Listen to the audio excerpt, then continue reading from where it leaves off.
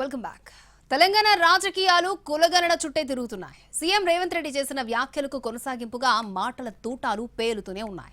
Modi BC కాదని రేవంత్ రెడ్డి వ్యాఖ్యానిస్తే అసలు రాహుల్ గాంధీది ఏ కులం అంటూ బీజేపీ నేతలు క్వశ్చన్ చేస్తున్నారు. దీనికి కాంగ్రెస్ నేతలు కులగణన సర్వే చేస్తే తేలిపోతుందంటూ కౌంటర్ ఇస్తున్నారు. తెలంగాణలో కులగణన దుమారం కంటిన్యూ అవుతోంది.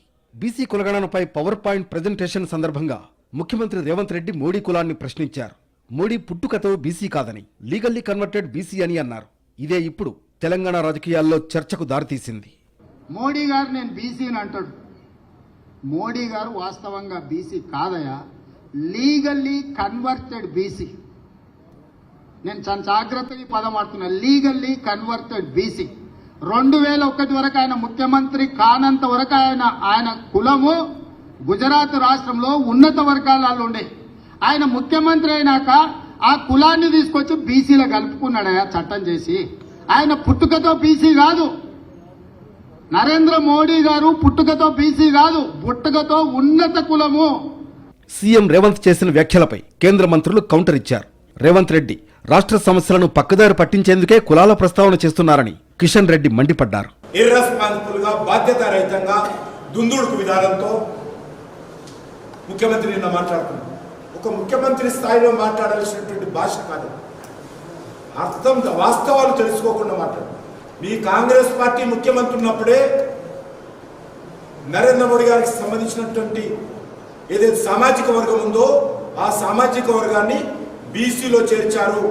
ఒక్క గుజరాత్లో చేర్చలే, దేశవ్యాప్తంగా ఉన్నటువంటి వాళ్ళందరినీ కూడా కేంద్ర ప్రభుత్వం తర్వాత చేర్చింది కాంగ్రెస్ పార్టీ. బండి సంజయ్ ఓ అడుగు ముందుకు వేసి రాహుల్ గాంధీది ఏ కులం ఏం మతం అంటూ ప్రశ్నించారు. దీనిపైనే ఎమ్మెల్సీ ఎన్నికలకు వెళదామంటూ సవాల్ విసిరారు. మళ్ళీ చెప్తున్నా, మరి దీని మీద ఎమ్మెల్సీ ఎన్నికలు జరుగుతున్నాయి, 3 ఎమ్మెల్సీ ఎన్నికలు జరుగుతున్నాయి. ఇదే రెఫరెండంగా రేవంత్ రెడ్డి గారు సిద్ధమా ఎన్నికల్లో పోటీ చేయడానికి? ఈ 3 ఎమ్మెల్సీ ఎన్నికల్లో ఇదే వాదం మీద రాహుల్ గాంధీ కులం, మతం, వర్గం, జాతి, దేశం, మోడీ గారు బీసీయా కాదా? దీని మీదనే ఎమ్మెల్సీ ఎన్నికల్లో పోయి మీకు ఇదే రెఫరెండమా చెప్పండి మీరు. అటు కాంగ్రెస్ ఇటు బీజేపీ నేతల మాటలతో రాజకీయం మొత్తం బీసీ కులగణన చుట్టూ తిరుగుతోంది. బీజేపీ నేతలు రాహుల్ గాంధీని టార్గెట్ చేయడంతో కాంగ్రెస్ నేతలు కౌంటర్ ఇచ్చే పనిలో నిమగ్నమయ్యారు.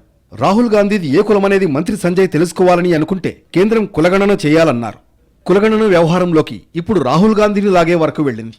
అయితే కాంగ్రెస్ మాత్రం ఈ ఇష్యూను కంటిన్యూ చేయాలని డిసైడ్ అయింది. కేంద్రం బీసీ కులగణన చేస్తుందా లేదా అని ఒత్తిడి పెంచేందుకు ప్రయత్నిస్తోంది.